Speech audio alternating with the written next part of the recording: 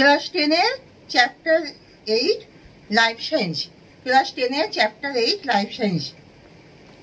তোমরা সবাই মন দিয়ে শোনো আর লেখো, আর সবাই লাইক অ্যান্ড সাবস্ক্রাইব দাও। সবাই লাইক অ্যান্ড সাবস্ক্রাইব দাও।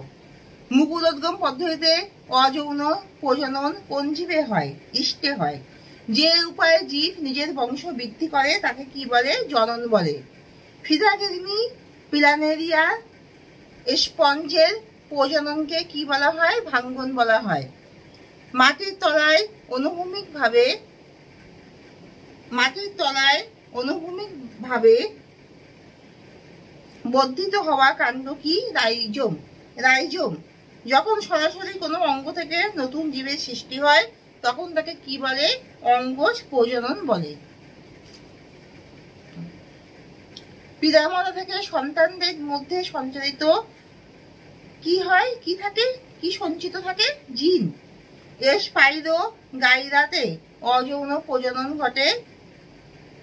কিসে অযৌন প্রজনন ঘটে? স্পাইরো গাইরাতে অযৌন প্রজনন ঘটে। নিচের কোন রোগটি যৌন সংক্রামিত হয় না? হেপাটাইটিস। মানুষের দেহে নিচের কোনটি স্ত্রী জনন অঙ্গ নয়? শুক্রবাহী নল। শুক্রবাহী নল। পরাগকোষে থাকে পরাগরেণু। পরাগকোষে থাকে পরাগরেণু। প্রজনন কাকে বলে? যে জীবন প্রক্রিয়ায় জীবের সংখ্যা বৃদ্ধি পেয়ে নতুন জীবের সৃষ্টি হয় তাকে প্রজনন বলে। কোন প্রজননকে একপিত্তিক বলা হয়?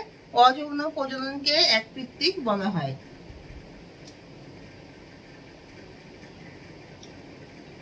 কার দ্বারা জীব বংশ রক্ষা করে? জননের দ্বারা জীব বংশ রক্ষা করে। নিষেচন কাকে বলে? শুক্রাণু এবং ডিম্বাণুর মিলনকে নিষেচন বলে। এইচ কারক জীবাণুর নাম কি? HIV virus. উদ্ভিদের পুংজনন কোষ কোথায় সৃষ্টি হয়? উদ্ভিদের পরাগধানীর মধ্যে। কোন প্রকার জননে উদ্ভিদের ফলে বীজ সৃষ্টি হয়? উদ্ভিদের যৌন জননের ফলে বীজ সৃষ্টি হয়।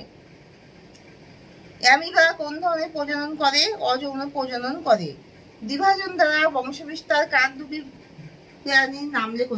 দ্বিভাজন দ্বারা বংশ বিস্তার করে এমন দুটি প্রাণীর নাম লেখো। এমন দুটি প্রাণী হলো অ্যামিবা আর পেরমিডিয়াম। অ্যামিবা আর পেরমিডিয়াম। দুই প্রকার কৃত্রিম প্রজননের নাম লেখো।